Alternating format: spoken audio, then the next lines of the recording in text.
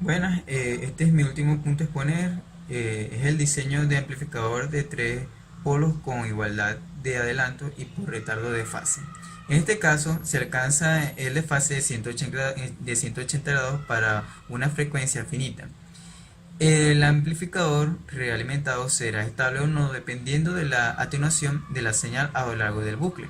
Para determinar si el amplificador realimentado es estable o no, se puede utilizar diferentes técnicas, como los diagramas de Nichols, el método de lugar de raíces y los diagramas de Bode. Los dos primeros se utilizan especialmente en sistemas realimentados de control. El tercero es el más utilizado en amplificadores. Es el método de determinación basado en el diagrama de Bode. Se representa el módulo y la fase del producto de BA en función de la frecuencia. Si se puede utilizar las cuales las curvas reales a lo largo de aproximación de asintóticas. La fase de BA a frecuencias medias deberá ser 0 grados, ya que un diseño correcto implica que la realimentación negativa a esa frecuencia a frecuencias crecientes. El retardo de fase va aumentando, es decir, que el valor más negativo de fase va a ser igual al más retardo.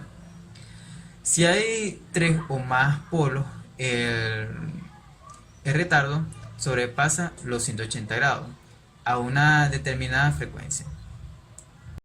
Buenas, mi nombre es Ramírez, mi punto a exponer es estabilidad de amplificadores retroalimentados. Hasta ahora solo se ha considerado la operación de un amplificador retroalimentado en el cual la señal realimentada se opone a la señal de entrada. En los circuitos prácticos esta condición solo ocurre cuando una parte del intervalo de operación frecuencia media, ya que la ganancia de un amplificador cambia con la frecuencia.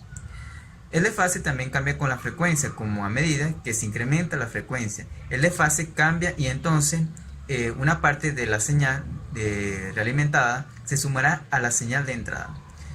De este modo es posible que el amplificador comience a oscilar como es debido a la realimentación positiva. Si el amplificador oscila de alguna frecuencia, ya no es útil como un amplificador.